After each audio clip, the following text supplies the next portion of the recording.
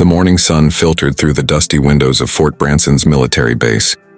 A cold wind swept across the open yard, carrying with it the distant hum of jet engines and the rhythmic cadence of marching soldiers. The base was alive, bustling with the kind of disciplined chaos only soldiers understood. Among the lines of men in crisp uniforms, a single figure stood out, a woman in her 60s, wearing a faded olive-green military jacket. It was old, frayed at the edges and several shades lighter than it had once been. The fabric had lost its shine, but her posture was straight, her steps calm and steady. A group of young officers noticed her from across the training ground. "Hey, check out Grandma over there," one of them muttered with a grin. Another chuckled. "Looks like she just walked out of a war movie set." They laughed, their voices dripping with mockery. The woman didn't react. She kept walking, her hand clutching a small, worn leather bag. The jacket she wore bore a patch, round, slightly torn, and discolored. It had an eagle insignia, faded letters barely visible beneath years of wear. Most wouldn't notice it, but those who did might feel something stirred deep within their memory. "Ma'am," said one of the officers, a young lieutenant named Harris, stepping forward. "This area is restricted. Visitors are supposed to check in at the front desk." She stopped. Her eyes, a piercing shade of gray, met his. "I know my way around this base, son." The tone in her voice was calm but carried authority, the kind that comes not from arrogance but from experience. Harris frowned, confused. "Do you work here?" "I used to," she replied simply. The young officers exchanged amused glances. One of them, a tall man named Cooper, smirked. "Used to, huh? What were you, a cook? A nurse?" The others chuckled under their breath. The woman gave a faint smile, the kind that hides both pride and pain. "Something like that." They might have gone on laughing, but the sound of boots approaching silenced them.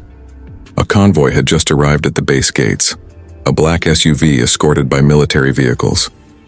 The base commander was coming, and with him, the most respected man in the region, General Raymond Harlow, a decorated hero known for his stern discipline and unmatched service record.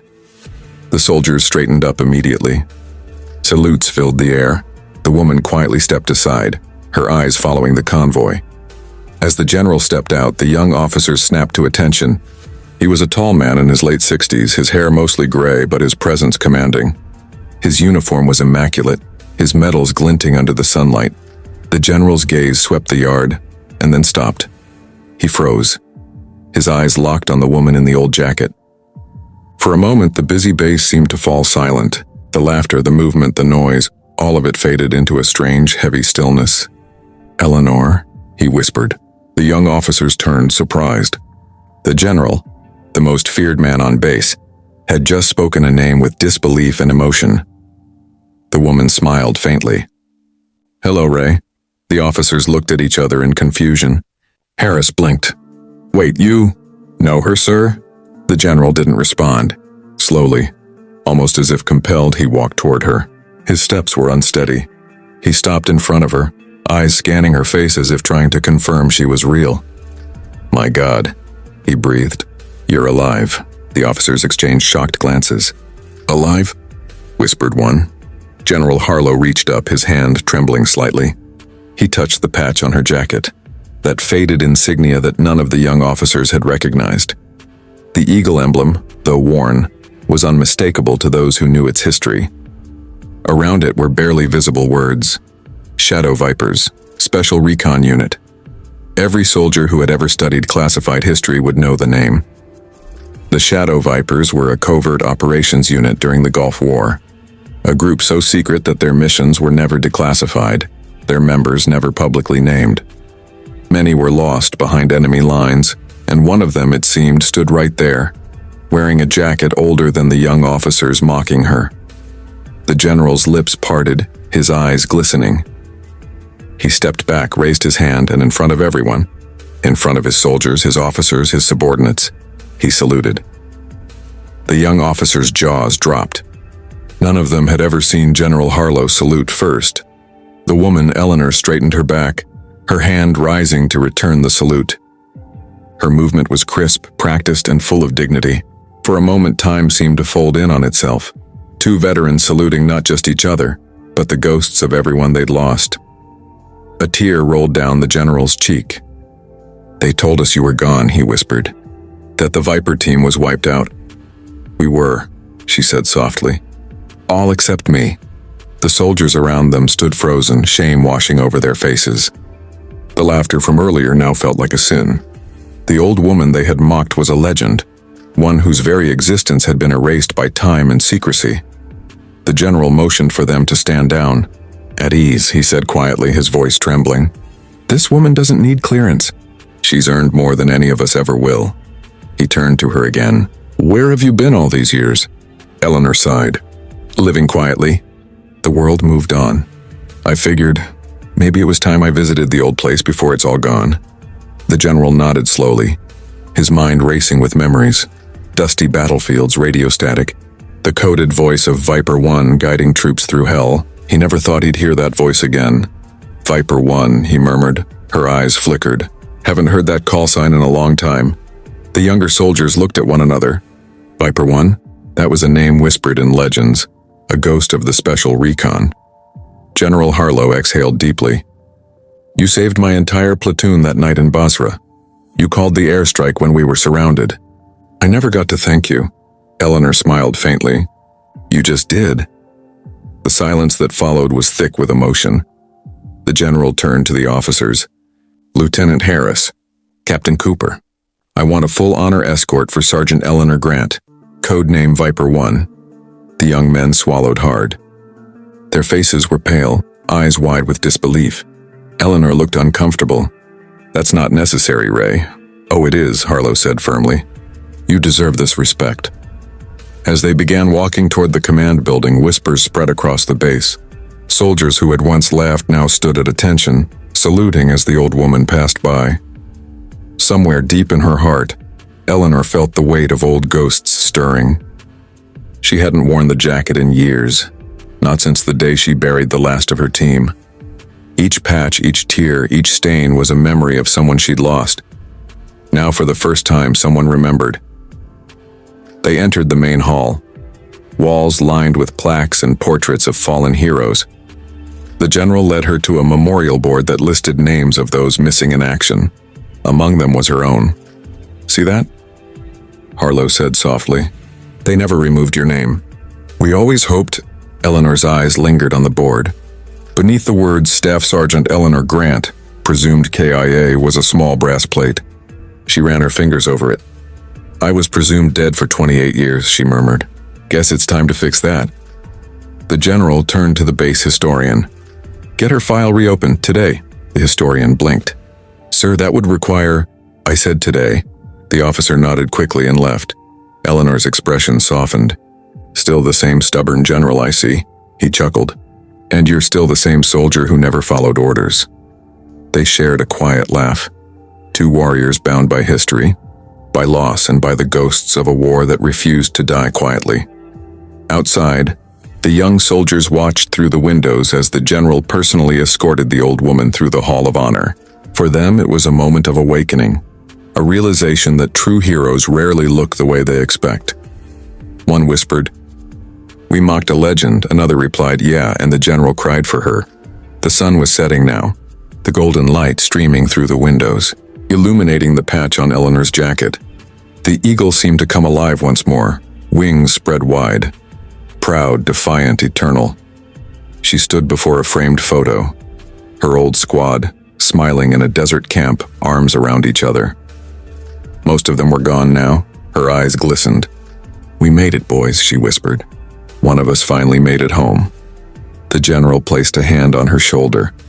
You'll tell me everything, won't you? About what really happened that night. Eleanor nodded slowly. Yes, Ray, but not here. Some stories deserve to be told where they began. The general frowned slightly. You mean...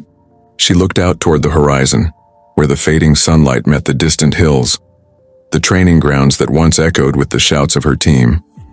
Tomorrow, she said quietly, we go back to where the Vipers fell. The general's eyes narrowed in determination. Then I'll be there. Every soldier who wears this uniform will know what you and your team did.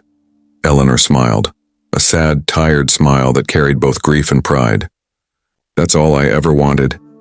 As the base lights flickered on and the flag lowered for evening, a hush fell over the yard. Soldiers stood silently watching the woman in the old jacket walk beside their general. And though none of them had lived her battles, they all felt the weight of her story in their hearts. For the first time in nearly 3 decades, Viper 1 had come home. The convoy rolled through the barren desert, dust swirling in the air like ghosts of forgotten wars. Inside the lead jeep, General Harlow sat quietly, his eyes fixed on the horizon. Beside him, Eleanor Grant stared out the window, her face calm but her mind replaying memories she had buried for decades. Neither spoke for a long time. The road was rough and every jolt seemed to shake loose another memory from the past. The sound of helicopters, the scent of smoke, the crack of gunfire. When they finally reached the old training ground, the place looked deserted. The metal watchtower leaned at an angle, eaten away by rust. The sand had swallowed most of the old barracks. Yet to Eleanor, it all looked painfully familiar. "This is where we trained," she murmured, stepping out of the jeep. "Right there near the ridge, and that's where we used to line up before night ops." General Harlow followed her gaze. It's hard to believe this was once the most classified unit in the country. Eleanor walked slowly toward a pile of collapsed crates. Her boots crunched against the sand. "We weren't supposed to exist," she said softly. "That's why they erased us when things went wrong." The general's expression hardened. "Tell me what happened, Eleanor." "The real story. I deserve to know." She nodded, eyes distant. "It was April 3rd, 1997. Operation Silent Strike. We were ordered behind enemy lines to extract an undercover informant. Codename Hawk. The mission was supposed to be routine. But someone leaked our position.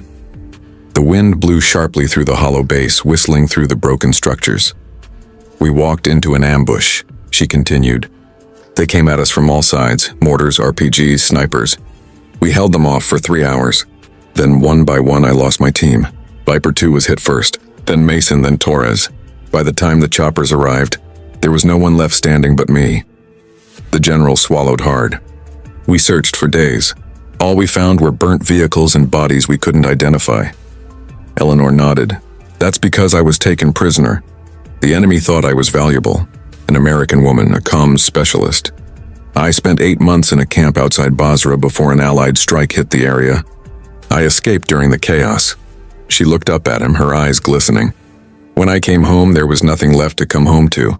My unit was gone, my record sealed, my name carved on a wall as dead. So I just disappeared." Harlow exhaled heavily. "All these years you carried that alone." Eleanor smiled faintly. "You carry your ghosts, I carry mine." They walked together toward the edge of the base, where an old concrete wall stood half buried in sand. Eleanor brushed away the dirt, revealing faint letters carved by a knife decades ago. Initials, dates, and code names. She ran her fingers across them as tears filled her eyes. Viper 2, Viper 3, Viper 4, and all gone. And I never even got to bury them. The general stood beside her in silence. After a long moment, Eleanor reached into her bag and pulled out a small metal box. She opened it carefully. Inside were 4 military dog tags, each one corroded by time but still legible. "I kept these," she said softly. "Recovered them after I escaped. I promised I'd bring them home someday." General Harlow's voice was hushed. "Then let's do it right." Together, they dug a small trench near the memorial wall. The general removed his cap and placed the first dog tag in the sand. Eleanor followed, laying down the others one by one. As she placed the last one, her voice trembled. "You're home now, boys." The general stood at attention. "Fort Branson will build an official monument here," he said quietly. "Your team deserves it." Eleanor looked at him gratefully. "You don't have to do that." "Yes," he said, his tone firm. "I do." For a moment, neither spoke. The desert wind seemed to hum softly around them, carrying the faint echo of long-lost soldiers laughing, shouting, and training once again. After a few minutes, they began walking back toward the vehicles. The sun was setting now, bathing the sky in gold and crimson. Eleanor stopped, her eyes fixed on the horizon. "There's one more thing," she said. "The world only knows the generals and the medals, but they should know about the Vipers. Not just our failures, but our courage." Harlow turned to her. "You want the truth made public?" "I think it's time," she said. "We fought for a flag that forgot us. Maybe now it's time for the world to remember. He nodded. Then we'll make it happen. I'll talk to the Pentagon myself. The Viper's story will be told. Her smile was faint but full of peace. Thank you, Ray. They drove back to the base in silence. By the time they arrived, it was night. The flag at Fort Branson fluttered under floodlights, and soldiers stood gathered outside. Word had spread that General Harlow and the legendary Viper 1 had returned. As Eleanor stepped out, the young officers she'd met before, Harris, Cooper, and the others, stood lined up in formation. Harris took a deep breath, stepped forward, and saluted. "Ma'am," he said quietly, "on behalf of every soldier on this base, we're sorry." Eleanor smiled kindly. "There's nothing to be sorry for, son. You just didn't know." The general stepped forward and addressed the entire formation. "This woman," he said, his voice echoing across the yard, "is Sergeant Eleanor Grant, Shadow Viper's unit, codename Viper 1. She carried the burden of silence for 28 years. Today she finally came home." The soldiers stood stiffly at attention. A wave of emotion moved through the crowd. The general looked at her once more. "If you'd like, Eleanor, the floor is yours." Eleanor hesitated for a moment, then stepped forward. Her voice, though soft, carried across the base like a command. "I'm no hero," she said. "I was just doing my job, same as any of you. But if you remember anything from me, remember this. The uniform you wear isn't about medals or ranks. It's about the lives you protect and the brothers and sisters you stand beside. Never take that for granted." She paused, her eyes glistening as she looked around. "Because someday all you'll have left are the memories of those who didn't come back." The silence that followed was deep and reverent. Even the wind seemed to still. General Harlow raised his hand in a crisp salute, and this time every single soldier on base followed. Hundreds of salutes filled the air, the sound of boots clicking echoing like thunder. Eleanor returned the salute one final time, her heart heavy yet at peace. Later that night, as the base lights dimmed and most of the soldiers returned to their quarters, she stood alone by the memorial wall. The stars stretched endlessly above her, the same sky she'd looked up at all those years ago in the desert. General Harlow approached quietly. "You should get some rest." "I will," she said softly. "Just wanted to say goodnight to the team." He nodded. "Tomorrow the Pentagon will reinstate your honors. Your name will be removed from the KIA list." Eleanor smiled faintly. "That doesn't matter anymore. I didn't come back for medals." "Then why did you?" he asked. She looked at the wall, her eyes shimmering in the dim light. "Because I promised them I'd come home. And a soldier always keeps her promise." For a moment the general had no words. He simply stood beside her, the two of them staring into the quiet night. Two old warriors who had survived everything but time. Then, faintly, Eleanor whispered, "Mission complete." The general straightened his back, giving one final salute. "Welcome home, Viper 1." As they turned to leave, the wind swept gently across the memorial wall. The sand shifted, revealing more of the faded carvings, the last line the team had etched all those years ago. "We live in the shadows, so others can live in the light." The camera would fade on that line, the flag waving in the background, as soft music swells, the sound of honor reborn, and as the screen fades to black, the words appear, dedicated to every soldier whose story was never told. If you believe such heroes should never be forgotten, make sure to like this video, share it with others, and subscribe to Stories of Valor for more real stories of courage and sacrifice.